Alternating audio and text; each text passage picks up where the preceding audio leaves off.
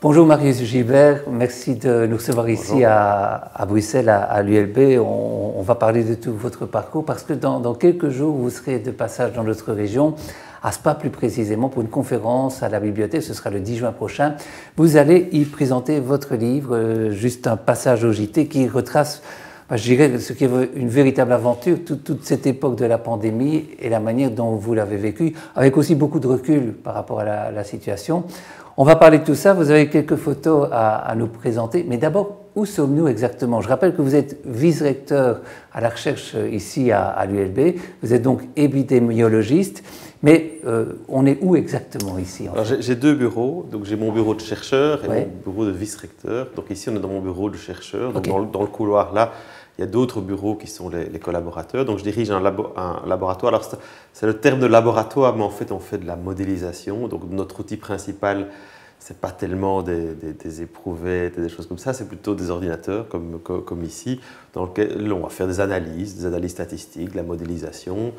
C'est plutôt des mathématiques alors? C'est des statistiques. Okay. C'est vraiment des statistiques appliquées à des données de santé. On travaille aussi sur des données génétiques et on est une petite dizaine dans l'équipe aujourd'hui. Voici les photos de Voilà, et donc il y a une série de personnes qui se retrouvent là. Et c'est important parce que, si vous voulez, ça montre aussi d'où on vient. C'est-à-dire que moi, à un moment, je me retrouve comme ça, plongé à l'avant de l'expertise et des médias par rapport à cette crise. Mais on n'y arrive pas par hasard, on y arrive parce qu'on travaille dans le domaine depuis assez longtemps, qu'on a développé une expertise pendant de nombreuses années autour de ces questions-là. Et c'est aussi un travail d'équipe, donc voilà, c'est important de montrer ça. Et nos recherches dans mon laboratoire ont porté en fait sur un ensemble de maladies. Et le nom du laboratoire, c'est Spatial Epidemiology Lab, spatial au sens géographique. Donc on s'est toujours intéressé à la manière dont les maladies se propagent géographiquement. C'est ça. Donc, tout ce travail qu'on réalisait avant sur ces maladies émergentes nous servait à mieux comprendre les facteurs qui favorisent ces émergences, de façon à essayer d'éviter les problèmes à la source, d'empêcher ces émergences et d'empêcher ces pandémies. Et voilà, et donc malheureusement par rapport au SRAS, c'est une émergence qu'on n'a pas pu éviter, et puis qui s'est propagée avec toute la suite que l'on connaît.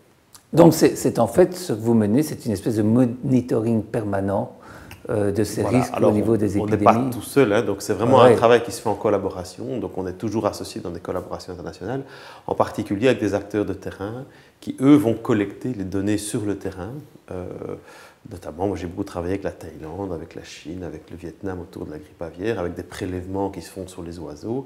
Et puis tout ça va dans des bases de données qu'on va analyser. Donc c'est un peu comme les données de cas, hein, sauf que c'est des cas aviaires ou humains qu'on va analyser avec des techniques d'analyse statistique qui nous permettent de déduire un certain nombre de conclusions de ces analyses sur les mécanismes de transmission et de propagation.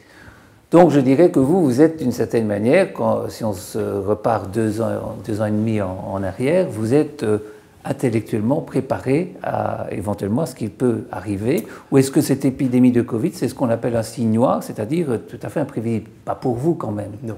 Voilà, non. On est à la fois... Alors c'est un scénario qu'on a toujours envisagé, et d'ailleurs, moi je suis doublement préparé, d'une part par les thématiques de recherche, mais aussi par la zone d'études sur laquelle je travaille. Donc ça fait des années que je travaille justement avec Thaïlande, Chine, Vietnam, parce qu'on sait que c'est des régions où le risque d'émergence est assez important. Et donc quand tout d'un coup on a des informations qui nous parviennent de pneumonie atypique ou particulièrement virulente dans cette région-là, il y a tous les signaux d'alerte qui sonnent dans notre esprit. Et moi d'ailleurs, ma première inquiétude, c'est de dire, est-ce que c'est une grippe? Parce que c'est là-dessus que je travaille et que je considère que c'est ça le plus dangereux. Et puis quand les Chinois séquencent le virus, ils disent non, c'est un coronavirus. Rétrospectivement, c'est un peu bizarre de penser, mais je me rappelle de ma réaction où je me dis ouf, c'est pas une grippe. Parce que la grippe avait un potentiel en termes de dangerosité encore beaucoup plus grand. Et ici, on voit bien, même, alors on a un virus qui a un taux comme ça de dangerosité, ça tourne autour de 1 à 2%. Alors c'est même encore inférieur à ça par rapport aux personnes infectées. Et on voit bien les dégâts que ça peut faire dans une société, même quand on a un virus qui est faiblement virulent. ça peut faire des dégâts absolument considérables en termes de perturbation de la vie sociale et de la vie collective. Donc imaginez avec un virus qui aurait eu des taux de décès de 10%, 15%, 20%, le désastre que ça aurait pu être. Donc c'est vrai que ma première réaction, c'est « ouf, c'est un coronavirus ». Et puis alors après ça, bon, forcément, on regarde ce qui se passe en Chine et donc on est des observateurs très attentifs, d'autant que j'ai des collaborateurs chinois avec qui on échange, avec qui on discute sur ce qui est occupé de se produire à ce moment-là à distance, par mail, par visio. Et donc ça correspond à une espèce de première phase, si vous voulez, durant laquelle je vais surtout être dans l'analyse de ce qui est occupé à se produire.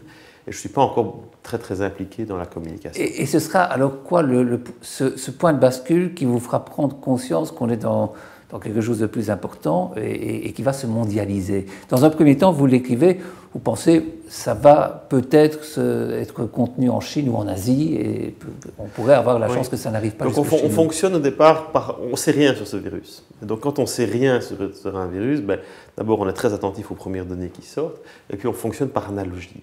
Donc on sait que c'est un virus qui est apparenté au premier SRAS et le premier SRAS est une pandémie qu'on avait réussi à contenir, donc qui avait aussi émergé en Chine, puis qui s'était propagé de façon internationale. Il y avait eu des cas qui avaient été introduits au Canada, mais par un ensemble de mesures de prévention, de surveillance et des choses comme ça, on avait réussi à contenir ces cas, et puis ça s'était éteint tout seul. Et on se dit, bon, si on a réussi avec le SARS-CoV-1, il y a des chances qu'on réussisse avec le SARS-CoV-2, d'autant que la Chine met en place quand même des mesures très fortes en matière de confinement. Et il nous manque à ce moment-là une information qui est assez essentielle, c'est la proportion de porteurs asymptomatiques. Ah oui. Et ça change tout. Parce qu'en fait, s'il y a peu de porteurs asymptomatiques, eh bien, par une détection des gens qui sont malades et un isolement des gens qui sont malades, on peut assez vite éteindre une épidémie. Mais dès le moment où il y a des gens qui n'ont aucun signe clinique et qui sont infectieux, on ne sait pas les détecter. Si on n'a pas un test diagnostique qu'on peut appliquer à tout le monde, à ce moment-là, on n'a rien. C'est très difficile d'empêcher une maladie de se propager à l'échelle globale assez rapidement s'il y a des porteurs asymptomatiques. Deuxième photo, c'est un schéma. Alors, ça correspond vraiment au genre de travaux qu'on fait. Donc là, c'est une carte de Chine qui reprend, en fait, vous avez le fond coloré qui va prendre l'incidence des cas qui sont connus à ce moment-là, par province. Et donc, on voit les zones qui sont les plus sombres correspondent, en fait, aux zones les plus touchées en Chine. Et ce qui nous intéresse à ce moment-là, c'est la capacité d'exporter des cas depuis la Chine vers le reste des pays du monde. Et on va donc superposer cette carte en fait à l'emplacement de tous les aéroports qui sont repris par les petits cercles bleus. Et la taille des cercles bleus représente le nombre de passagers qui transitent par ces aéroports sur une base annuelle. Et en mettant en lien ça avec les données d'exportation, ça nous permet en fait de prédire quel est le risque d'exportation depuis ces zones-là vers d'autres pays. Et c'est les premières analyses qu'on va réaliser sur cette épidémie qui vont nous permettre d'évaluer quel est le risque d'introduction de cette maladie en Europe, dans différents pays, ou en Afrique. Et on se divise un peu le travail. Et donc il y a une équipe qui travaille plutôt sur le risque d'introduction en Europe. Moi, je travaille plutôt sur le risque d'introduction en Afrique. Et on publie un article dans la foulée, dans le Lancet, sur le risque d'introduction en Afrique, parce qu'en fait, dans les données très préliminaires qu'on a à ce moment-là, ce qu'on voit, c'est qu'il y a un élément qui est très important, c'est les systèmes de santé. Le fait qu'il y ait des hôpitaux pour soigner les patients et des choses comme ça. Et on est très inquiet sur ce qui pourrait se dérouler en Afrique. Il nous manque en ce moment-là encore plein d'informations qui permettent d'expliquer pourquoi en Afrique, ça n'a pas été le désastre qu'on avait craint à ce moment-là. Notamment une population plus jeune. Surtout une population plus jeune, beaucoup moins de comorbidités. Il y a une série de facteurs qui permettent d'expliquer pourquoi en fait, on a eu moins de dégâts que dans des pays d'Europe, par exemple. Mais à ce moment-là, on ne le sait pas et donc on s'intéresse à ce risque d'introduction en Afrique et on met ça en regard avec la vulnérabilité de certains pays en termes de système de santé, la capacité hospitalière, la capacité à détecter des cas, etc. Et donc à l'issue de cette publication, donc c'est vrai que c'est une publication qui sort dans le Lancet, qui est une revue vraiment de référence dans le domaine médical. D'habitude, la communication recherche de l'ULB fait un communiqué de presse et puis donc elle sort un communiqué de presse. Et puis les journaux, pour qui c'est encore un cas, je dirais, ça reste encore un problème un peu lointain à ce moment-là, s'intéressent, viennent m'y interviewer ici sur cette publication. Et c'est en fait un de mes premiers contacts avec les journalistes dans le cadre de cette pandémie, ça se fait à ce moment-là. Et puis les journalistes disent « Ah tiens, il y a quelqu'un qui sait de quoi on parle ici, on a des chercheurs qui travaillent là-dessus ». Et après cela, en fait, les contacts avec les journalistes ne vont faire que se multiplier de semaine en semaine, presque à un moment de jour en jour, en fait, au fur et à mesure que la pandémie se déplace, se déploie, donc sort de Chine. Et pendant ce temps-là, nous profanes, on est totalement déjà déstabilisés par l'arrivée de cette pandémie, mais par aussi des croyances que nous avions. Nous pensions que le monde scientifique était détenteur d'une connaissance absolue et qu'il n'y avait pas forcément tout ce processus qui est tout à fait naturel, d'échange, de validation, qui prend du temps, etc. Et donc quand des scientifiques arrivent sur les plateaux de télévision, s'expriment dans la presse et n'ont pas des avis concordants, il y a vraiment une grande déstabilisation dans l'esprit du public, non? Ben, je comprends ça, mais c'est parce qu'en fait, il faut se rendre compte que la plus grande partie des gens, enfin la majorité, donc qui n'ont pas fait des études scientifiques supérieures, les sciences, ils l'ont acquises par l'école secondaire. C'est ça. Et à l'école secondaire, on présente les connaissances que la science a produites, mais on présente assez rarement tout le processus qui a amené, parce qu'on n'a pas le temps, donc voilà, si on fait de la physique, on va apprendre les lois de la mécanique, si on fait de la biologie, on va dire, voilà, dans une cellule, il y a tel et tel organite, il y a le noyau, et des choses comme ça. On va présenter les choses, mais on n'a pas toujours le temps de présenter. Alors parfois, certains profs prennent l'initiative, vont un peu plus loin, de présenter les démarches, font l'expérimental un petit peu pour essayer de sensibiliser les étudiants. Mais je pense qu'on oublie assez rapidement que, en fait, que la science, en fait, ce sont des connaissances en mouvement, si vous voulez. C'est toujours quelque chose qui est toujours susceptible d'être remis en question en permanence. Alors quand il s'agit des grandes lois de la physique, ben forcément, les choses ne bougent pas très vite parce qu'en fait, voilà, c'est un processus d'évolution lente. Mais quand on a un virus sur lequel on ne sait rien, au départ, ben les connaissances, elles évoluent beaucoup plus vite.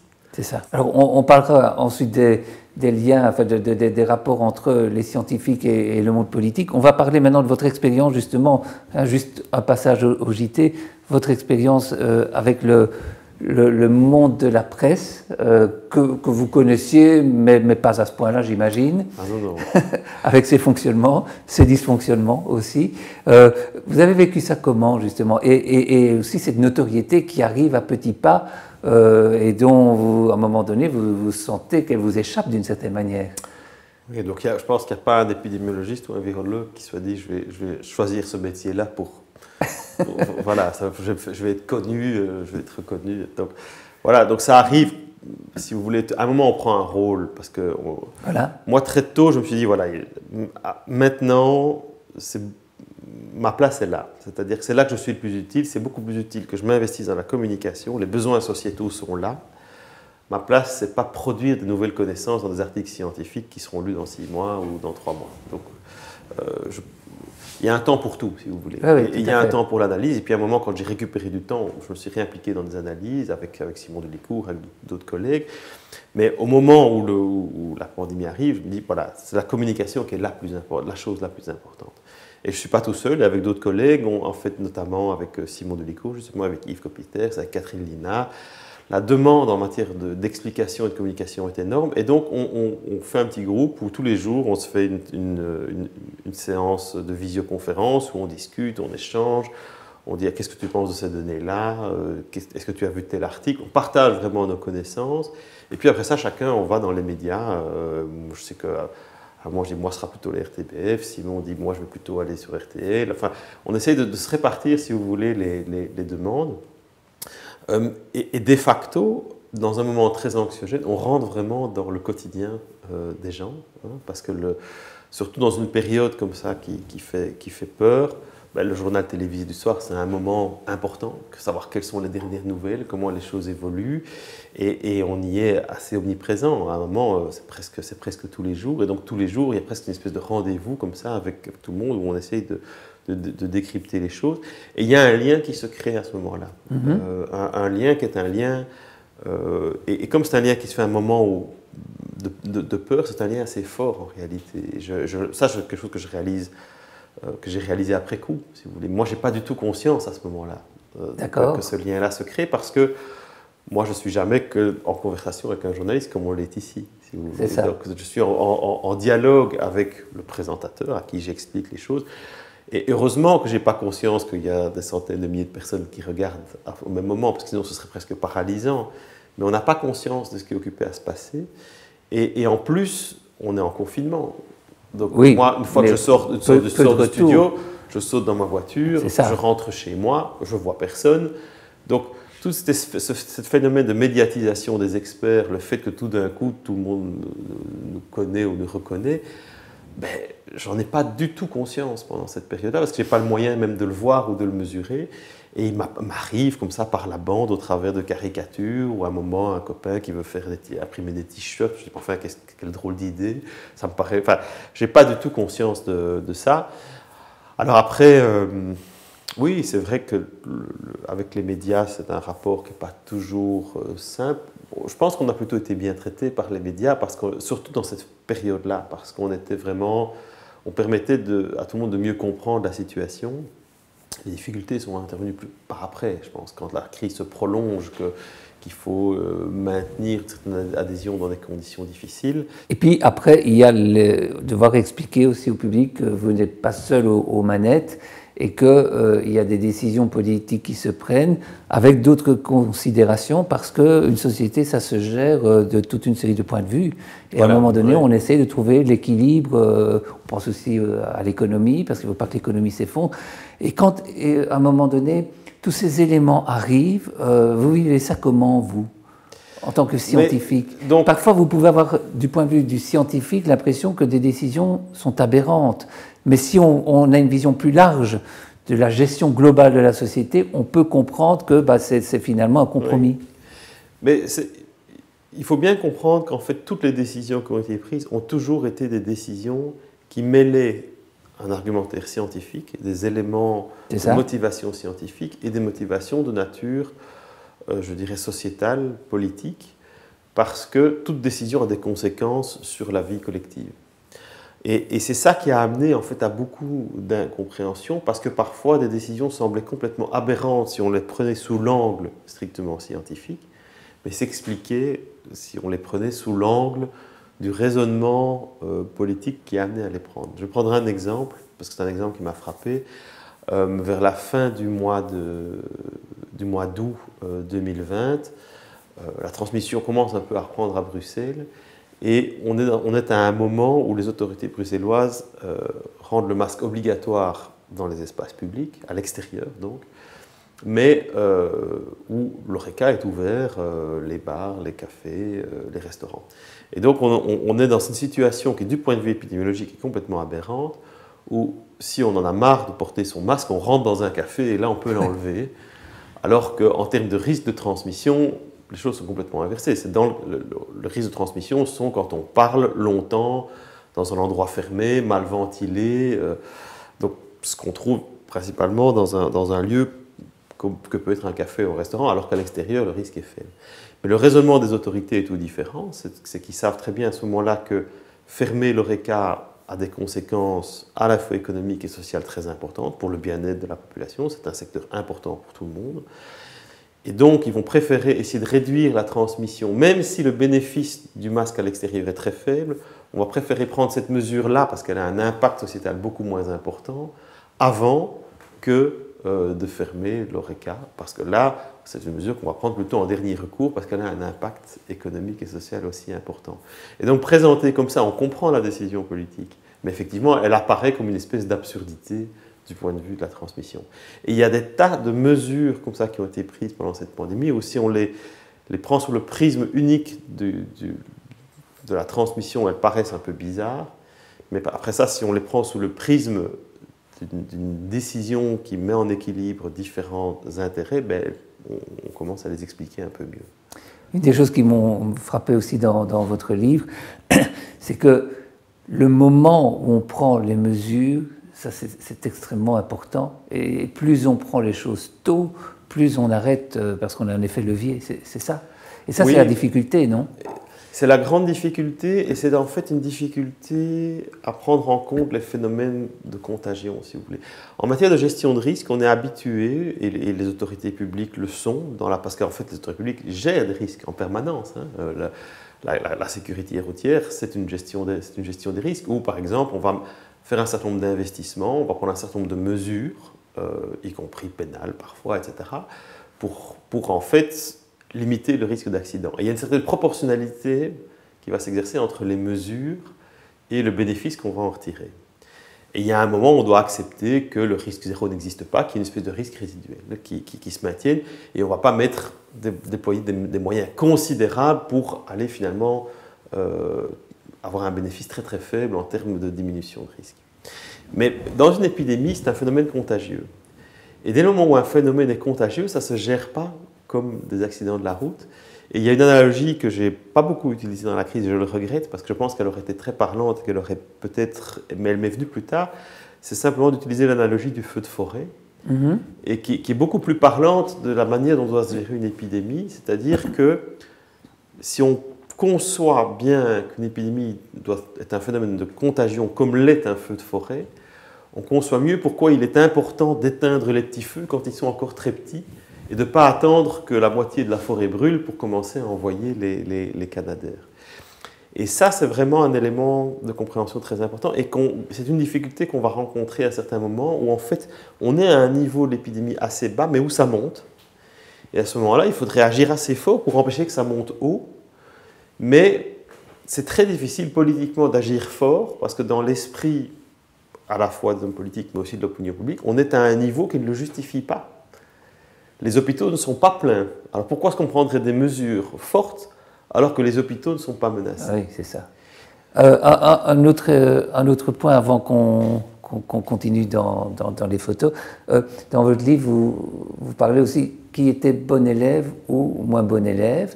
Et c'était assez limpide, votre raisonnement. Vous dites qu'il y a un indicateur qui est intéressant, c'est l'augmentation du taux de mortalité par rapport à ce qui est courant. Et là, on peut voir effectivement que la Belgique ne s'est pas si mal comportée par rapport à d'autres. Mais donc, effectivement, donc, la manière la plus robuste de mesurer l'impact, je dirais, d'une épidémie comme celle-là, c'est d'essayer de voir si on a plus de décès que les décès qu'on pourrait attendre normalement au même mois. Et on mesure ça parce qu'on appelle l'excès de mortalité. Et cette analyse d'excès de mortalité a permis de montrer qu'en Belgique, on avait une mesure relativement fiable en fait, de nos décès Covid. Et alors, c'est vrai que pendant la première vague épidémique, on a eu comme ça un excès de mortalité qui, rapporté à notre population, était très important, même au niveau mondial, parce que cette première vague nous a touchés très fort. Mais si on examine en fait cet excès de mortalité sur 2 vagues, 3 vagues épidémiques, en fait, on se rend compte que le bilan belge est beaucoup moins catastrophique, si vous voulez, que ça. Enfin, en tous les cas, il est important, mais il ne nous place plus dans le top 5 de la mortalité, comme il a été à un certain moment. Parce que d'autres pays qui avaient agi très tôt par rapport à leur vague épidémique lors de la première vague, se sont laissés prendre au dépourvu lors des vagues suivantes, par exemple, et tout d'un coup ont eu un excès de mortalité très important lors de la 2e ou de la 3e vague, et qui les a rattrapés, si vous voulez. C'est ça. Ce qui a été un peu moins le cas chez nous. Et de façon générale, en fait, on voit que les pays qui ont le mieux géré leur mortalité sont des pays qui ont pris des mesures relativement fortes et surtout très tôt par rapport à leur développement épidémique. Et on en revient en fait au point précédent, qui est de dire que plus on prend des mesures tôt par rapport au développement épidémique, plus l'effet des multiplicatifs sur la prévention à la fois des décès, mais aussi de tous les impacts sanitaires de la crise est important. Donc la Suède n'est pas forcément l'exemple qu'on pouvait citer, le Danemark est plus intéressant. Le Danemark ou la Norvège surtout. Donc la Norvège, par exemple, n'a eu pratiquement aucun excès de mortalité lors de la première vague, et ils ont appliqué des recettes qui sont sensiblement les mêmes que chez nous, c'est-à-dire limitation des contacts, fermeture d'un certain nombre de secteurs. Donc c'était vraiment un lockdown en fait assez proche de celui qu'on a connu chez nous. La Suède, en fait, comparée à la Belgique, a eu un bilan meilleur sur la première vague, mais en fait, ce qu'il faut savoir, c'est que c'est aussi très multifactoriel et qu'en fait, il faut comparer des pays avec des pays qui ont des structures démographiques analogues, des structures de contact analogues. Et là, de ce point de vue-là, la Suède se compare beaucoup plus à l'ensemble des pays scandinaves. Elle a un bilan bien pire que les autres pays scandinaves qui ont eu une approche un peu plus stricte en matière de confinement. Tout le fonctionnement sociologique a une grande importance. J'étais surpris, par exemple, que vous expliquiez qu'en Allemagne, par exemple, il y a moins de contact entre les gens qu'il y en a chez nous, par exemple, alors que le pays voisin, il y a des habitudes de vie qui sont tout à fait différentes. Donc il y a des habitudes qui sont culturelles, qui sont... voilà, on ne voit pas les gens de la même manière, avec la même fréquence, dans différents pays, qu'on soit en Italie, les habitudes familiales ne sont pas les mêmes, les habitudes de vie, par exemple, dans les pays scandinaves, c'est quelque chose que j'ai appris quand j'ai commencé à regarder ces chiffres-là d'un peu plus près. La proportion de personnes qui vivent seules est plus importante que chez nous. Ah oui. Et donc, typiquement, l'effet d'un confinement va être beaucoup plus efficace là, parce qu'il va y avoir moins de transmission intrafamiliale. Donc, dès le moment alors que chez nous, si on a plus de familles ou de gens en moyenne, si vous voulez, même quand les gens restent chez eux, il va encore y avoir de la transmission au sein des familles, qui est difficilement évitable. Donc, si vous voulez, à la fois les structures de contact entre les personnes, la manière dont les personnes vivent change en fonction de facteurs qui sont culturels. Et ça, c'est vrai que ça distingue en fait différents pays dans l'impact que peut avoir une pandémie ou dans l'efficacité que peuvent avoir un certain nombre de mesures. C'est encore beaucoup plus complexe qu'on pouvait l'imaginer. Oui, et c'est pour ça que les comparaisons entre pays sont toujours compliquées. Ah oui, c'est ça. Et c'est vrai qu'on est toujours tenté, et on l'a vu à plein de moments, d'aller prendre pour exemple un pays qui a justement la chose qui nous semble intéressante. Ça va être, parfois ça va être tel pays n'a pas fermé tel secteur ou tel pays n'a pas fait ceci. Et prendre en référence comme ça des pays par rapport aux facteurs qui arrangent un certain discours sans prendre en compte tous les autres éléments du pays qui ont peut-être expliqué pourquoi est-ce que effectivement les choses se sont bien passées à ce moment-là dans ce pays-là. Parfois, des comparaisons sont plus simples entre sous-régions, le Grand Est en France avec nous, par exemple, des choses comme ça. Oui, et donc en fait, il y a des régions qui ont une certaine proximité en termes de densité de population, de structure de contact, de structure de l'habitat, et des choses comme ça, et qui du coup permettent d'avoir des bases beaucoup plus comparables.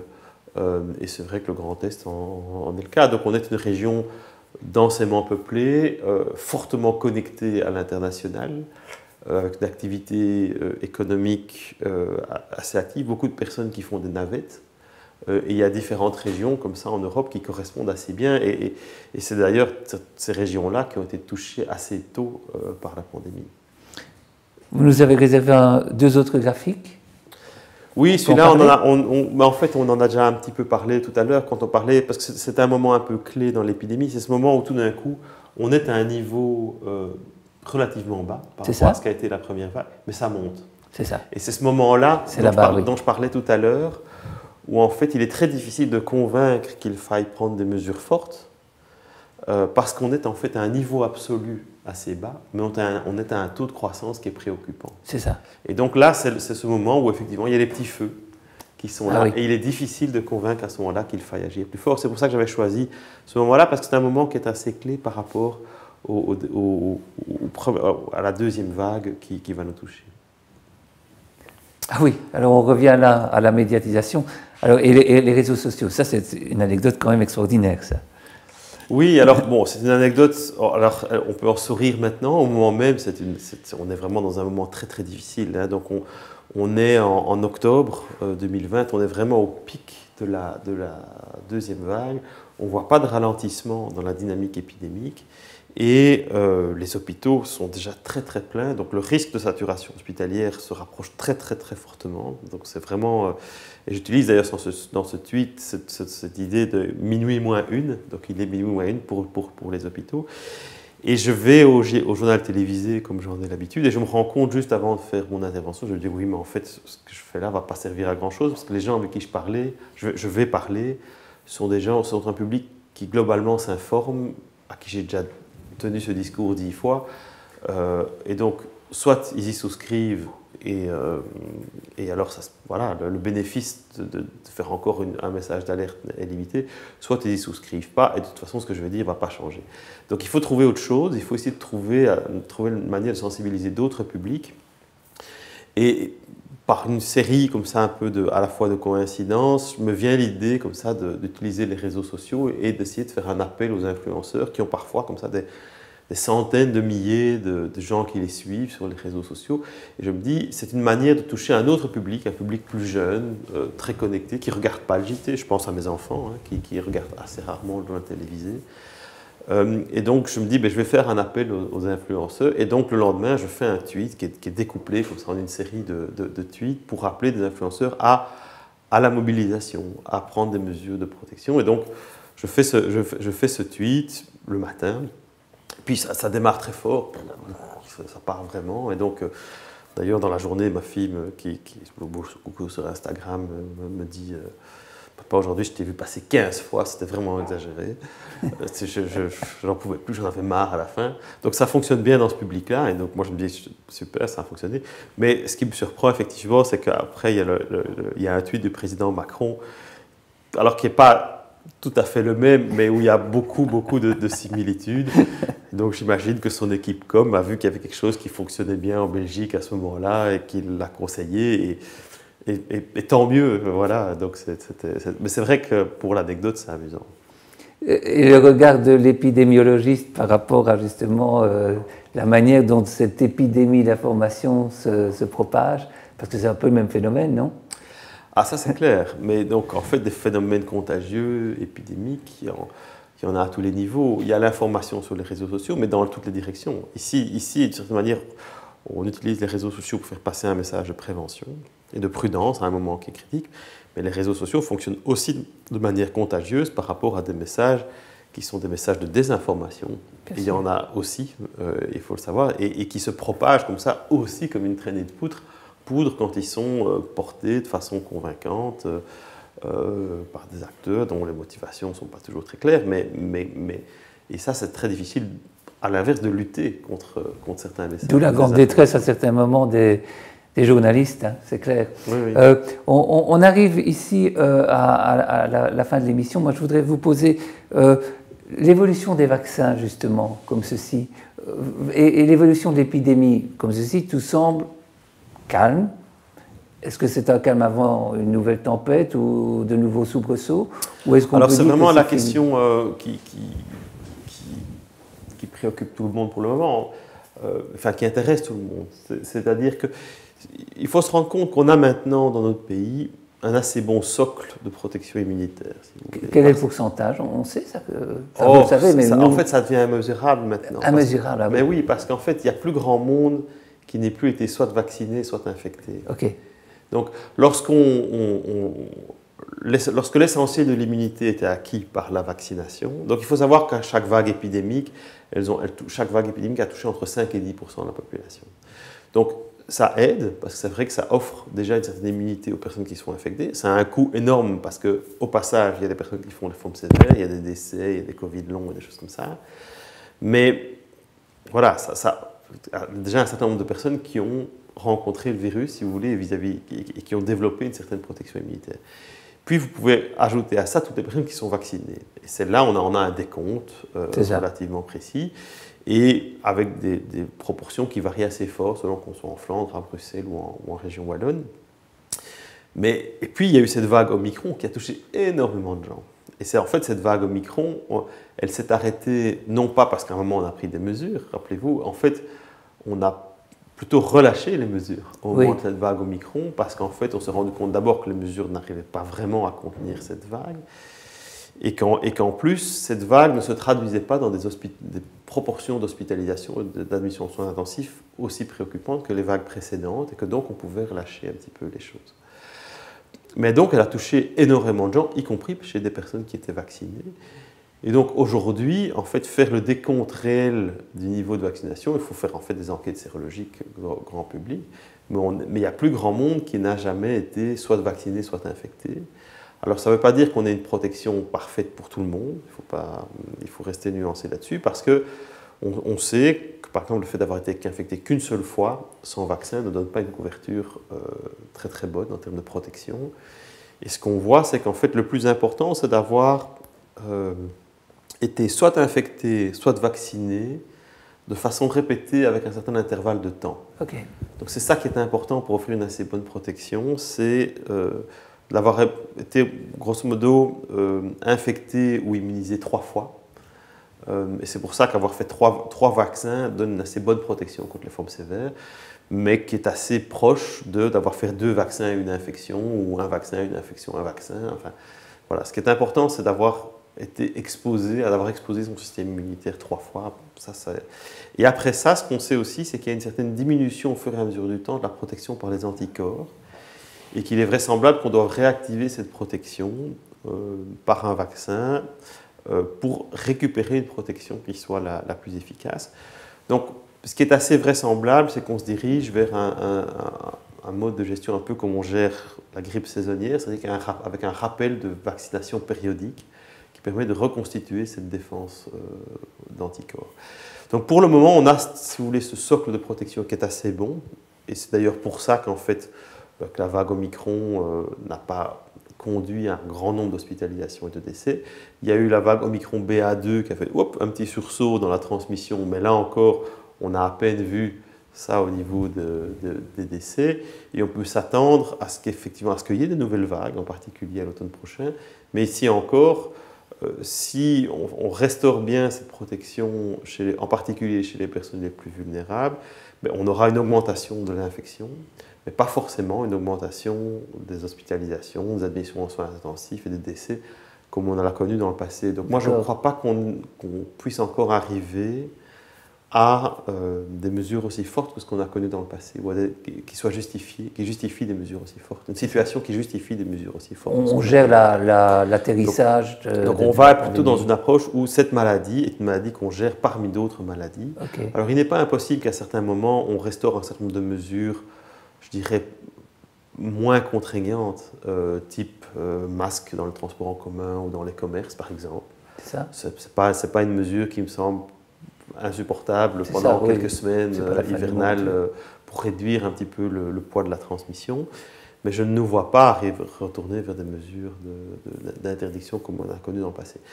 Maintenant, bon, on n'est jamais à l'abri d'un variant particulièrement virulent qui réémergerait, mais encore une fois, dans les variants qu'on a vus jusqu'ici, en fait, il n'y a pas tellement de configurations que ça. Donc moi, je suis raisonnablement optimiste par rapport à ce qui peut nous attendre à l'automne et à l'hiver prochain. Une toute dernière question. Et vous, ça a changé quoi chez vous, cette période? En quoi êtes-vous différent? C'est une bonne question. Mais je pense, comme chez beaucoup de gens, en fait, on s'est tous dit pendant cette pandémie, il y avait comme ça une espèce d'aspiration à revenir au monde d'avant, si vous voulez, à se dire, une fois que la pandémie va passer et tout va redevenir comme avant. Et je crois que chez tout le monde, la pandémie est passée et rien n'est revenu comme avant. Je pense que tout le monde a été transformé par cette pandémie. Moi, professionnellement, ça a été une transformation, d'abord une expérience professionnelle intense, mais qui a débouché sur d'autres choses aussi, puisque j'ai maintenant cette fonction de vice-recteur à la recherche. Il est peu probable que je me sois retrouvé dans cette fonction-là si j'avais continué mes recherches. Alors peut-être, hein, j'en sais rien, on ne sait jamais quelles peuvent être les autres trajectoires, mais il y a une espèce comme ça d'enchaînement qui m'a amené vers autre chose. Il y a aussi une place maintenant que j'occupe comme ça dans le paysage médiatique belge. C'est un peu tôt pour savoir ce que je vais en faire. Peut-être que je vais retourner simplement à mes recherches, simplement les gens se rappelleront de moi peut-être au travers de cette pandémie, ou peut-être qu'il y a d'autres choses qui m'attendent, je ne sais pas très bien. Mais voilà, on sort tous assez transformés, je pense, de ces années. Moi peut-être plus que d'autres, peut-être moins, je ne sais pas. Voilà, donc je dirais, moi je suis sorti de cette pandémie avec une vision plus positive que je ne l'étais sur notre capacité de mobilisation collective. C'est-à-dire que j'étais très pessimiste comme ça, face à un certain nombre de crises qui arrivent, sur notre capacité à nous mobiliser. Et ce que cette pandémie a montré, c'est que quand l'urgence est là, on a une capacité de mobilisation collective qui est très importante et que tout d'un coup, on remet les bonnes choses à la bonne place. On retrouve de vieux réflexes. On retrouve de vieux réflexes et puis tout d'un coup, on dit bon, ben ok, on arrête tout et même si ça doit en coûter à l'économie, on arrête tout, on fait ce qu'il faut. Et ça, je pense que c'est vraiment important.